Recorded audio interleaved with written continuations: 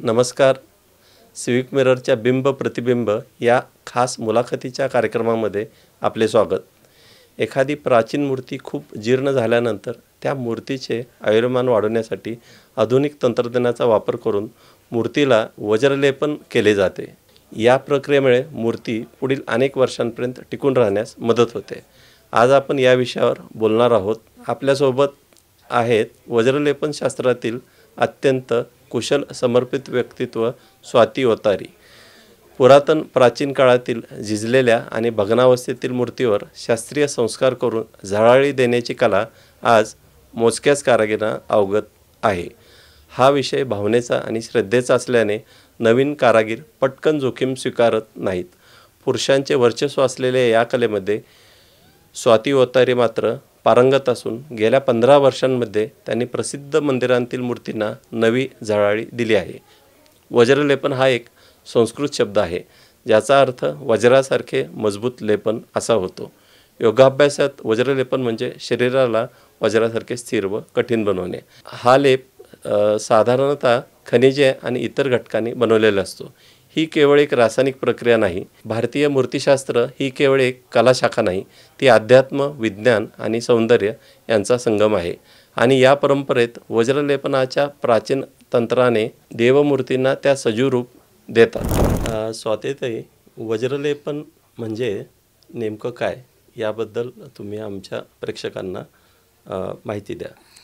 वज्रलेपन म्हणजे देवळातल्या दगडाच्या ज्या मूर्ती असतात, आपण जे रोज पुजतो त्या तुटफूट होतात किंवा वातावरणाने अभिषेकाने त्या झिजतात. त्या झिजलेल्या मूर्तीला रिपेअर करणं किंवा त्याचं मूळ स्वरूप प्राप्त करून देणं, याला एक लेप लावला जातो. आणि त्या लेपामध्ये ते तुटफूट झालेल्या ज्या अवयव असतात देवाचे, ते परत पुनर्निर्माण करायचे. मूळ रूपामध्ये मूर्ती दिसण्यासाठी ती त्याला लेप लावून ते सगळं दुरुस्त करायचं. ओके. वज्रलेपनाची प्रक्रिया एखाद्या मूर्तीला पूर्ण केल्यानंतर ती जी प्रक्रिया आहे त्याला किती दिवस पूजा अर्चा, अभिषेक किंवा ती किती दिवस तुम्हाला पुरवठ होण्यासाठी किती वेळ घेता तुम्ही? काम ज्या मूर्तीच्या प्रमाणे वेळ घेतला जातो, त्यात किती डिटेल्स आहेत. काम करायला एक 3-4 दिवस आणि ते वाळायला 3-4 असे 8 दिवसाचा वेळ जातो. त्याच्यामध्ये धार्मिक विधी असतात, त्यामुळे ते धार्मिक विधी झाल्याशिवाय आम्ही त्या मूर्तीला हात लावू शकत नाही. त्यामुळे ते मूर्त विधी झाले की आम्ही त्या मूर्तीवरती काम करायला सुरुवात करतो. आमचं काम झाल्यावर परत विधी होतात आणि त्या मूर्तीची परत देवळात स्थापना करतात. अच्छा.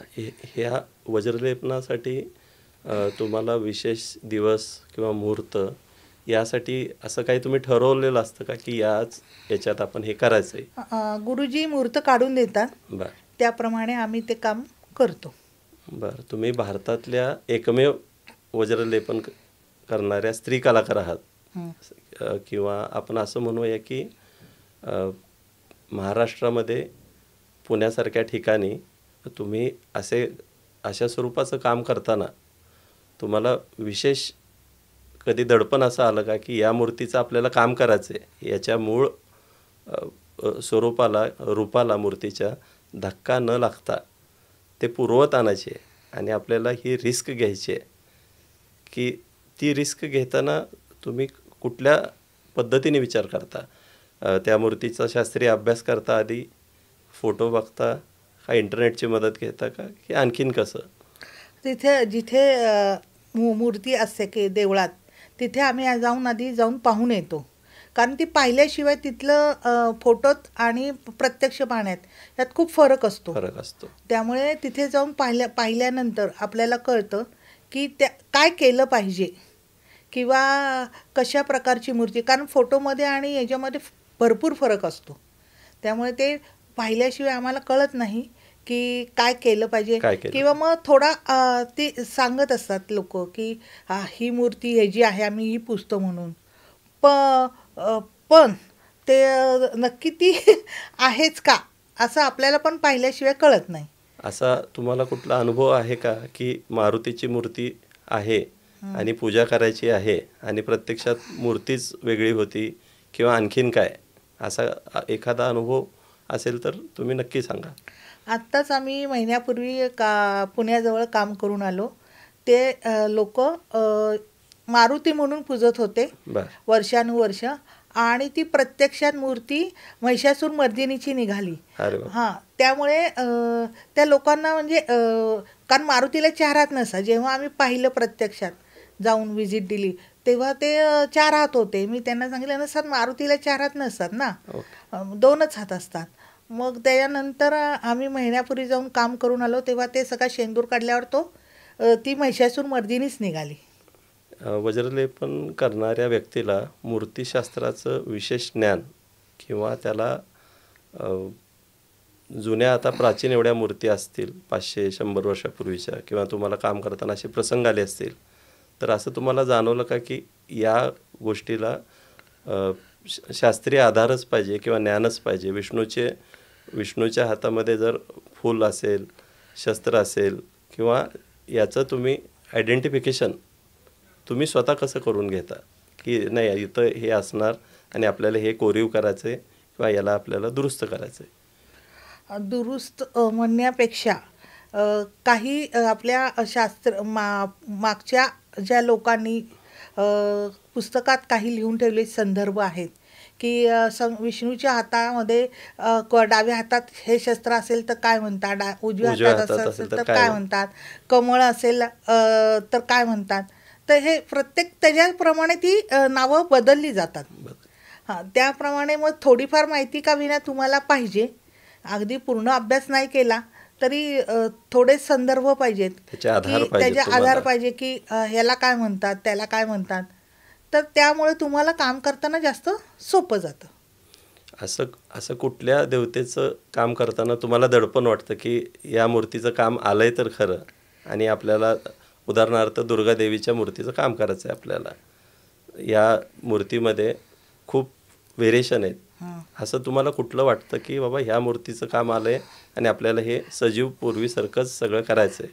असं काही नाही. प्रत्येक मूर्ती घेतानाच आव्हान असतं, कारण आतमध्ये ते काय असेल हे माहीत नसतं. शेंदूर जर असेल वरून तर आतमध्ये काय ते निघेल किंवा त्याचे आकार काय असतील, तो मारुतीच नक्की असेल का गणपती असेल हे आपल्याला माहीत नसतं. त्याप्रमाणेच ते काम करावं लागतं. पण प्रत्येक मूर्ती ही आव्हानच आहे, कारण प्रत्येक मूर्ती देवळातली वेगळी असते, माणसं वेगळी असतात, वातावरण वेगळं असतं. त्यामुळे सगळं काम जेव्हा करतो आपण तेव्हा ते प्रत्येक वेळेस आव्हानच आहे. म्हणजे विशिष्ट मूर्तीचं काम करताना टेन्शन वगैरे काही येत नाही. सगळ्याच मूर्तींचं जो पण होत नाही, म्हणजे जेव्हा आम्ही कामाला सुरुवात करतो तेव्हा त्या देवतेची माफी मागायची की ठीक आहे, कारण नवीन मूर्ती करायला आपण पायात धरतो, उलटी पालटी करतो, ही पूजलेली मूर्ती असते ना, पवित्रता जपून. तर तेव्हा आम्ही माफी मागून काम सुरुवात करतो की काय तुला हात लागला, पाय लागला, आमच्याकडनं काय दुखवलं गेलं तर आम्हाला माफ कर. मग झाल्यावर परत माफी मागायची की आमच्याकडनं काय तुला त्रास झाला असेल तर माफ कर बाबा. अतिशय अध्यात्म आणि भावनिक या दोन्हीची सांगड घालत तुम्हाला काम करावं लागतं. असं सर्वात अविस्मरणीय किंवा वेगळा, आता तुम्ही किती वर्षापासून काम करताय? 20 ते 25 वर्षापासून. 20 ते 25 वर्षामध्ये एक खूप असं तुम्हाला समाधानकारक वाटलं किंवा तुमच्या कामाच्या याच्यामुळं की ती मूर्ती पूर्णच पूजेतून बाहेर जाणार होती, पण परत असं कुठलं सांगू शकाल तुम्ही? अशा पुष्कळ मूर्ती असतात की त्या अगदी भंग पावलेल्या असतात. पण आपण जेव्हा करतो काम तेव्हा मूळ स्वरूप तर देतोच त्याला, त्या लोकांच्या भावना जपलेल्या, कारण हे सर्व सार्वजनिक काम असतं. तेव्हा हा मूळ आमचा मुद्दा असतो की लोकांच्या भावना जपणं हा मूळ मुद्दा असतो. कारण सार्वजनिक ठिकाणी काम करताना आणि बाई करते जेव्हा तर ते अजून जास्त त्याला मर्यादा येतात.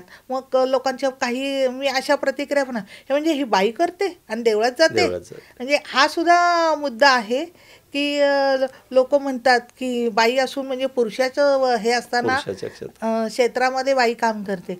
पण हा परमेश्वर माझ्याकडनं हे काम करून घेतो हे मी माझं भाग्य समजते किंवा पूर्वजांचं त्यांचे एक आशीर्वाद समजते. स्त्री कलाकार म्हणून तुम्हाला काही अडचणी किंवा काही गोष्टींना तोंड द्यावं लागलं का कसं असे काही प्रसंग आले का की गाभाऱ्यापर्यंत स्त्री जाते, आणखीन पण ह्या गोष्टीला सर्वत्र नाही पण काही ठिकाणी विरोध आहेच आहे? हो, आहेच आहे. काय होतं, मी लातूरच्या पुढे एका ठिकाणी काम केलं, बघायला गेले होते. तिथे फक्त आत्ता म्हणजे 1000 वर्षापूर्वीचं देऊळ, तिथे त्या गाभाऱ्यात फक्त गुरुजी आणि ते ज्यांचं देऊळ होतं ते जात होते. मी गेले आतमध्ये तर लोक तिथे गावातली आली, यांना कसं आत पाठवलं, कोणी जायचं नाही. म्हणजे अशा सुद्धा प्रतिक्रिया येऊ शकतात की बाई म्हणून नाही, पुरुषांनी पण नाही जायचं. तिथे मी गेले, त्यांनी मला आत नेलं. मग त्यांनी सांगितलं की याच काम करणार आहेत, त्यामुळे या आत जाणार आहेत. विशेष अनुभव पुण्यातल्या याच्यातला कुठला तुम्हाला सांगता येईल, विशेष वेगळा, की कमी वेळात काम करून द्यायचं, पटकन द्यायचं आणि त्यासाठी तुम्ही सर्व यंत्रणा तुमची जी काय आहे ती, असं काय सांगू शकता की कमी वेळात केलं आणि परत ते पूजेसाठी अडचण आली मोठी आणि करावं लागलं दुरुस्त? असं पुष्कळ वेळा होतं की हनुमान जयंती आली की 8 दिवस 2 दिवस लोकांना मारुतीच्या आठवण होते की नाही आता आपण आत्ता काम करून घ्यावं. पण त्यासाठी पण काही मर्यादा असतात. आम्हाला पण काही गोष्टी गोळा करायच्या असतात किंवा जलेपणाच्या किंवा बाकीचं सामान असतं, मुहूर्त असतो, या ज्या गोष्टी असतात त्या सुद्धा आम्हाला साध्य करण्यासाठी सगळ्यांची सांगड घालून हे काम तुम्हाला करायला पूर्ण करावं लागतंय. वज्रलेपनासाठी आवश्यक साहित्य सामग्री यासाठी तुम्हाला पूर्वतयारी काही करावी लागते किंवा त्या तयारीतून तुम्ही अंदाज 4 फुटाची मूर्ती आहे, त्याची रुंदी 1 फूट आहे, तर या गोष्टींसाठी वेळेचं नियोजन आणि मुहूर्त किंवा ज्या काही गोष्टी असतील हे तुम्ही प्रत्येक वेळेला काटेकोरपणे पाळताच. याविषयी थोडीशी प्रक्रिया कशी असेल, रंग, कपडे, देवाचे दागिने किंवा त्याचं मूळ रूप जे असेल, भग्नावस्थेतली मूर्ती असेल आणि त्याला व्यवस्थित करायचं आहे, तर यासाठी तुम्हाला कसं तुम्ही अभ्यासाकडं त्याचा अभ्यास कसा करता तुम्ही? मूर्ती पाहून आलो की आम्हाला थोडा आता इतके वर्ष काम करल्यामुळे अंदाज आहे की समजा 5 किलो एखादी मटेरियल लागणार असेल त्याला वज्रलेपाला, तर आम्ही ते घेऊन जाताना 10 किलो घेऊन जातो. कारण प्रत्यक्ष काम करताना किती लागेल हे सांगू शकत नाही, त्यामुळे आम्हाला तेवढे जास्त मटेरियल प्रत्येक वेळेस घेऊन जावं लागतं. तेवढं तुम्ही काम करताना 16 पण पाळलं पाहिजे. म्हणजे आम्ही कपडेसुद्धा आमचे तिथे आतमध्ये मंदिरात जाऊन बदलतो, त्यासाठीचे कपडे आमचे वेगळे असतात. की ते जे काम करतो तेव्हा तेवढं पावित्र्य तुम्ही राखलं तर तुमच्या हातून काम पण तेवढं चांगलं होतं. कारण त्या देवाच्या वरती एवढे वर्ष जे संस्कार झालेले असतात ते सगळे आमच्यात येत असतात, कारण आमच्यावर इफेक्ट होत असतात ना, की जे काम होतं तेव्हा आम्ही त्या अशा सहवासात असतो, त्यामुळे ते जे काही त्याचे जे व्ह्यूज असतात ते सगळे आमच्याकडे येत असतात. म्हणजे असं शेवटच्या क्षणाला असं वाटतं की जेव्हा त्याचं गुळगुळीतपणा आणायचं हातानेच काम केलं जातं मूळ स्वरूपात पूर्ण, तर तेव्हा जेव्हा हात आम्ही फिरवतो तेव्हा असा अंगावरती काटा येतो, असं वाटतं की तो परमेश्वर आपल्याला आशीर्वाद देतो. वज्रलेपन करताना किंवा वज्रलेपनाचं काम स्वीकारताना असं तुम्हाला असं का वाटलं की आपल्याला हे काम करायचं आहे आणि हे खूप आपल्याला समाधानकारक असेल, सगळ्याच दृष्टिकोनातून आपल्याला या गोष्टीबद्दल, हे कुठल्या गोष्टीमुळे तुम्ही इकडे आकर्षित झालं की वज्रलेपन करू आपण, असं कधी क्लिक झालं तुम्हाला की नाही बाबा मला ह्या मूर्तीचं करीन आणि मी हे काम सुरू करीन, करिअर करीन मी यामध्ये? करिअर करण्याचा विचार नव्हता केला, पण काय झालं, आमच्या अवतारी समाजाच्या कालिका मंदिराचं देऊळ पुण्यामध्ये कसबा पेठेत आहे आणि मी एकदा दर्शनाला गेले तर त्याचं नथ घालून घालून नाक तुटलं होतं. ते नाक तुटल्यानंतर मी बघितलं की ते नाक तुटले, बरोबर दिसत नाही, आपलीच देवी आणि हे असं. तेव्हा माझ्या डोक्यात एकदम क्लिक झालं की त्या देवीनेच मला बुद्धी दिली की हे तू काम कर. आणि मग तेव्हा मी त्या यांना विचारलं, म्हटलं करू का दुरुस्त. कारण मी आधी चित्रकला, म्युरल्स वगैरे असं सगळं मी काम करत होते. सोनारकाम पण करत होते, कारण आमच्या घरचा व्यवसाय सोनारकाम. त्यामुळे थोडंफार माझ्या हातात त्या कलेचा वाचा. आणि आम्ही ओतारी म्हणजे ओतारी म्हणजे ओतकाम करणारे, सगळे मूर्ती करणारे, पण ते तांब्यात, पितळे, सोन्यात, चांदीत असं करणारे, पालख्या, कळस वगैरे असं करणारे.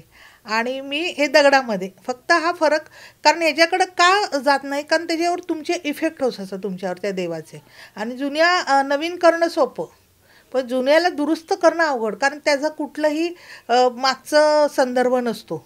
की ती 500 वर्षापूर्वीची, 1000 वर्षापूर्वीची. म्हणजे मी 10व्या शतकातलं सुद्धा विष्णूचं काम केलंय कोकणामध्ये मागच्या वर्षी, पण ते काही संदर्भ नाही त्याच्यामध्ये की ते कसं असेल, काय असेल, लिहिलेलं नाही. बाकीचं तर काय प्रश्नच येत नाही, व्हिडिओ नाही, काही नाही, काही नाही. पण ते तेवढं तुमच्या डोक्यामध्ये ते स्वतःच तुम्ही रेखाटून स्वरूप एक अंदाज करायचं ते.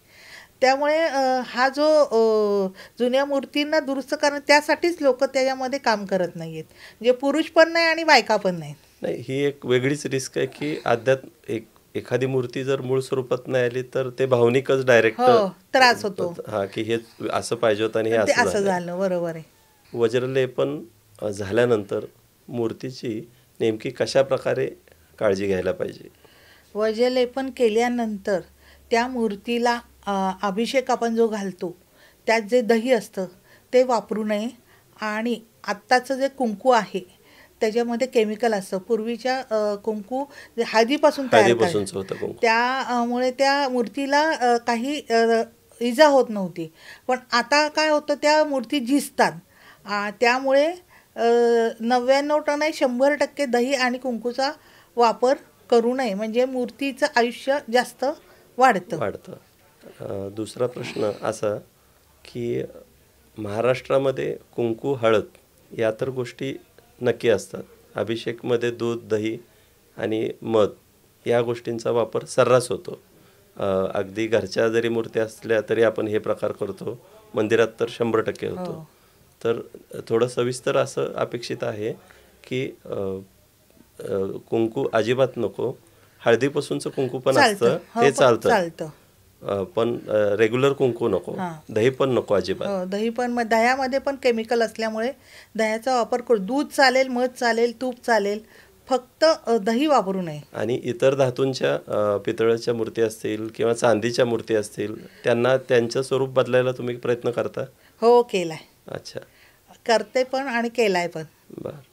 आत्ताच आम्ही मारुतीची मूर्ती, म्हणजे तुम्हाला मी फोटो देते, अशी भोको पडली होती. म्हणजे ती रामदासांनी स्थापन केली. म्हणजे शेंदूर मारुतीला? नाही, हे जी होती पंचधातूची जी मूर्ती होती आणि त्याला अशी भोको पडली होती सगळी. त्या मूर्तीला पुढं मागे सगळ्या साईडने अशी भोको पडली आणि ते सगळी खराब दिसत होती. आणि ती होती रामदासांनी स्थापलेली. मग त्या मूर्तीला आम्ही परत पूर्ववत केली व त्यांना खूप आनंद झाला त्यामुळे की कारण सगळ्या सराफांकडे जाऊन आले. ते म्हटले, कारण ती मेटलमध्ये ह्याच्यात होती, पंचधातूमध्ये, त्यामुळे सगळ्यांनी नाही, मूळ स्वरूपात आणणं शक्य नाही असं सांगितलं, पण ते तुमच्या कलेमुळे शक्य झालं गेलं. बरोबर आहे. आणखीन साऊथच्या दक्षिणातल्या मूर्तींबद्दल बघतो आपण, त्यांचं मेकिंग जे असतं पाषाणाचं किंवा काय, आणि महाराष्ट्रातले यात थोडा बदल वाटतो. याचा तुम्हाला काय अनुभव आला का की दक्षिणेतल्या पूजा पाठचं स्वरूप वेगळं आहे आणि आपल्याकडचं, असं काय वाटलं कधी? हो, दक्षिणेत कसं मूर्तीच्या जवळ जास्त करून पब्लिकला, लोकांना जाऊन देत नाही. जे काय पुजारी असतील तेच पूजा करतात आणि ते काय वाहतील मूर्तीला तेवढंच वाहिलं जातं. आपल्याकडे कसं प्रत्येकजण येतो, मूर्तीजवळ जातो, त्याचं पावित्र्य राहत नाही, त्याला सगळ्या गोष्टी वाहिल्या जातात, त्यामुळे त्याची जास्त झीज होती. म्हणजे इवन पांडुरंगाचं पण बघा, आपण जाऊन तिथे पायालावरती डोकं ठेवतो. प्रत्येक जर लाखो लोक येतात म्हटल्यावर तेवढं ते झीज होणारच. आपल्याकडं हाच एक जो ड्रॉबॅक आहे की आपण त्या मूर्तीजवळ जातो आणि हात लावतो किंवा अभिषेक घालतो किंवा फुलं वाहतो. फुलांनी काय होणार नाही, पण बाकीचं हळदी कुंकू वाहतो. यामुळे त्या मूर्तीची जास्त झीज होते. तशी दक्षिणेकडे काळजी घेतली जाते की मूळ मूर्तीला हात न लावता छोट्या मूर्तीवरती अभिषेक किंवा तुम्हाला काय व्हायचं ते वाहिलं जातं. तर लोकांनी ही काळजी घ्यावी की त्या मूर्तीवरती जास्त काही वाहू नये. छोट्या मूर्तीवर त्याच्या प्रतीक जे केलेलं असेल छोटं, त्याच्यावरती काय आपल्याला फुलं किंवा बाकीचं काय व्हायचं असेल तेव्हा. त्यामुळे आपल्या ज्या भारतातल्या ज्या जुन्या मूर्तीचं संवर्धन होईल आणि ते अजून जास्त काळ टिकतील. अच्छा. किंवा असा एक प्रश्न की स्त्री कलाकार काम करत असताना संपूर्ण विश्वास देवस्थान कमिटी असेल किंवा तुम्हाला लोकांकडून मिळतो का की या रिस्क घेऊन करणार आहेत आणि हे पूर्ण सजीव रूप पूर्वीसारखं होईल, असं याबद्दल काही तुम्हाला सांगता येईल वेगळं? नाही, जेव्हा आमच्याकडं काम येतं तेव्हा माझ्याकडे काम आल्यानंतर त्यांचा पूर्ण विश्वास असल्याशिवाय ते माझ्याकडे येत नाही. कारण आमचं कुठेही जाहिरात नाही की आम्ही हे करतो, असं करतो, तसं करतो. ते लोक जे पूर्वी जे आम्ही देवळात जे काम केलेलं असतं तिथेच रेफरन्स मिळालेला असतो की हे काम केलं आहे, असं झालं आहे, छान झालं आहे. मग त्यामुळेच ते आमच्याकडे येतात. त्यामुळे तो पूर्ण विश्वास असल्याशिवाय येत नाही. कारण एक स्त्री काम करते म्हटल्यावर तो थोडासा डॅमेज असला तरी तो मागचं कामाचं स्वरूप बघूनच आमच्याकडे ते काम येतं. म्हणजे सुरुवातीला तर मी आणि माझी आई काम करत होतो तेव्हा तर 20-25 वर्षापूर्वीचा काळ तर खूप अजून वेगळा होता. आता भाऊ आणि मी करतो काम, पण तो जो तेव्हाचपासून जे आम्ही लोकांचा विश्वास संपादन केला म्हणून आम्ही हे काम करू शकतो. काम करताना असं आव्हानात्मक की मूर्ती नेमकी कोणती आहे किंवा कुठल्या स्वरूपाचं काम करायचं आहे, देवीची मूर्ती आहे, मारुती आहे का आणखीन काय, हे करत असताना असा तुम्हाला विशेष विचित्र असा अनुभव की आपण काम करतोय, शेंदूर काढतोय किंवा आणखीन केमिकल तुमच्याकडचे जे काय प्रक्रिया करताय आणि हे निघतंय वेगळंच, असा कुठला काही सांगू शकाल तर सांगा. पुण्यामध्येच आम्ही एक नुसता शेंद्राचा दगड की आत त्याचं काही वरती तो मारुती एका गणपती काही आम्हाला माहीत नव्हतं. पण जेव्हा आम्ही शेंदूर काढायला घेतला तेव्हा त्यामध्ये आत मारुती निघाला. पण त्या शेंद्राच्या ओझ्यानी तो मारुती उभा असलेला आडवा झोपलेला होता आणि त्याच्यावरती शेंद्राचे थरच्या थर पोती निघाली की जी वाटलंच नाही की आतमध्ये एवढा सुबक आणि छान मारुती असू शकेल. म्हणजे त्या लोकांना सुद्धा आश्चर्य वाटलं. ते म्हणले आश्चर्य नाही म्हटलं, त्या देवानी फक्त आपल्यावरचं ओझं आमच्याकडनं काढून घेतलं आणि आम्ही फक्त ते निमित्त मात्र आहोत की ते आमच्याकडनं झालं काम. वज्रलेपनाचं काम करताना तुम्हाला वैयक्तिक मानसिक स्थिती किंवा असा काय विचार तुमच्या येतो का डोक्यात की उद्या आपल्याला जायचं आहे आणि गणपतीची मूर्ती पूर्ववत करायची आहे, प्राचीनकालीन मूर्ती आहे, त्याबद्दल तुम्ही इंटरनेट किंवा इतर काही माध्यमातून प्रयत्न करता का? तसा करत नाही, पण आम्ही जेव्हा काम करतो तिथे आधी तर पाहून आलेला असतो, पण तिथे देवळात जातो तेव्हा आमचं मानसिक स्थिती ती पूर्ण देवाच्या तिथंच पाहिजे. नाही तर अर्ध लक्ष त्या देवाकडं, अर्ध लक्ष बाहेर, असं नाही. कारण त्याशिवाय तुम्ही तुमचा जीव ओतल्याशिवाय ती मूर्ती परत पूर्ववत होणारच नाही. त्यामुळे तुमचं मानसिक त्या गोष्टीला काम करताना सगळं लक्ष तिथं केंद्रित पाहिजे आणि त्यासाठी तुमचं मनशांती हवी. आजपर्यंत तुम्ही केलेले सर्वात आनंददायी काम किंवा हे काम केलं आणि असं कधी असं वाटलं का की हे काम होणार, खात्री वाटत नव्हती पण खूप छान मूर्ती पूर्वत आली आहे, सजीव झाली आहे, असं कुठल्या मूर्तीबद्दल सांगू शकाल? आतापर्यंत केलेल्या सगळ्या कामामध्ये सर्वच काम प्रत्येकच देव आपलाच आहे. मारुती असो, गणपती असो, देवी असो, जेव्हा आपण काम करून पूर्ण होतं आधी टेन्शन असतं सुरुवात करताना की कसं होईल काय होईल, पण जेव्हा काम होऊन पूर्ण होतं तेव्हा जे समाधान मिळतं ते प्रत्येकच देवाच्या बाबतीत मिळतं. असं आपण टिपिकल सांगू शकत नाही की याचं झालं झालं मग हे असं नाही नाही. पूर्ण पूर्ण आपल्याकडनं जेव्हा होतं तेव्हा तो जो आनंद असतो तोच असतो ना, की सर्वात महत्त्वाचं की आपल्याकडनं पूर्ण झालं काम आणि छान झालं हे महत्त्वाचं, की काही टेन्शन नाही. खूप वेळा असं होतं की असंच प्रत्येक वेळेसच टेन्शन असतं काम सुरू करताना की आपल्याला कसं होईल काय होईल, पण ते परमेश्वर आपल्या हातनं करून घेतो हे सर्वात महत्त्वाचं आणि चांगलं करून घेतो हे महत्त्वाचं. आणखीन एक असा विषय की नवीन येणाऱ्या तरुण पिढीला किंवा जे या क्षेत्रामध्ये काम करत आहेत त्यांना तुम्ही काय सल्ला द्याल की काय असं वाटतंय तुम्हाला की काम करणाऱ्या लोकांना काय सल्ला, आपण एवढे मोठे नाही पण तरी पण हां, पण जे काय काम कराल म्हणजे आता हे देवाच्या बाबतीतलं आहे, धार्मिक आहे, लोकांच्या भावना कारण सार्वजनिक आहे, त्यामुळे लोकांच्या भावना जपणं हा सर्वात तुम्ही त्याच्यामध्ये सगळे नियम पाळून किंवा तुमच्या भावनिक हे आणि सगळ्या गोष्टी हे ठेवा, श्रद्धा ठेवा श्रद्धेने की करा. तुम्ही जे काम कराल ते व्यवस्थित कराल, कुठं कुणालाही फसवणार नाही. कारण असे पण मी लोक पाहिलेत, कारण मी आधी जे कामं केली आहेत काही लोकांनी ती, आणि मला परत त्यांनी बोलवलं की बघा हे खराब झालं आहे लगेच आणि काम करायला पाहिजे. तर मी बघितलं की अक्षरशः रंग लावलाय नुसता, म्हणजे हा वजलेप होत नाही ना. अच्छा, हां, हे लोक कामाचा दर्जा व्यवस्थित पाहिजे. ठेवा तुम्ही त्याच्यामध्ये. कुठेही लोकांना फसवताय पण देवाला पण फसवताय ही भावना नका ना ठेवू. दोन पैसे जास्त घ्या पण काम करताना व्यवस्थित आणि चांगलं करा. असं मला वाटतं की देवाला पण तुम्ही फसवू शकता. असा विशेष एखादा पुरस्कार किंवा विशेष अनुभव की एखाद्या कामाच्या मानधनापेक्षा किंवा तुमच्या लक्षात राहिला असेल असं आमच्या प्रेक्षकांसाठी तुम्ही सांगा. पुरस्कार भरपूर मिळाले, पण माझं जेव्हा तुळशीबाईतल्या गणपतीचं काम चालू होतं तेव्हा एका पेपरवाल्यांनी डायरेक्ट त्या पेपरमध्ये बातमी दिली की असं काम चालू आहे. तर तेव्हा एक आजोबा त्या देवळामध्ये आले आणि त्यांनी माझ्या हातामध्ये 20-20च्या 2 नोटा ठेवल्या. त्यांना मी म्हटलं की का, म्हणजे असं का, तुम्ही मला का पैसे देताय? नाही म्हणे, तू एखादी स्त्री असून एवढं वेगळं आणि छान काम करतेस, देवाला नवीन करतेस, तर माझ्याकडनं एक खाऊला. म्हटलं नको मला आजोबा, माझ्याकडे आहेत.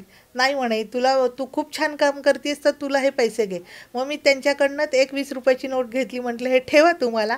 हा मोठा पुरस्कार ना, कारण हे निर्मळ त्यांचं प्रेम खरं अगदी अगदी. त्यामुळे तो पुरस्कारापेक्षाही खूप मोठं मला त्याचं म्हणजे प्रेम वाटतं की त्यांनी मला हे 20 रुपये हे मोठी रक्कम नाही किंवा खूप काही हे नाही, पण त्यांच्या त्या प्रेमाने त्यांनी मला ते पैसे दिले खाऊला.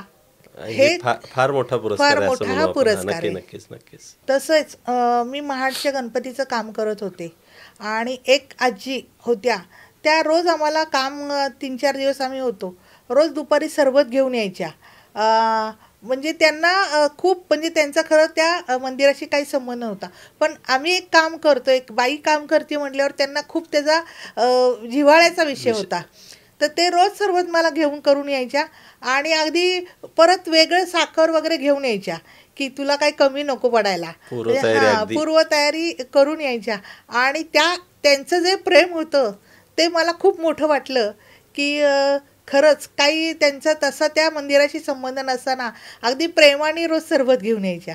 फक्त भाविक म्हणून येणारे असतील, पण ते तुमच्या कामाची मेहनत आणि या सगळ्या गोष्टी बघून त्यांना फार हे वाटलं असेल की नाही बाबा आपण घेऊन जाऊ.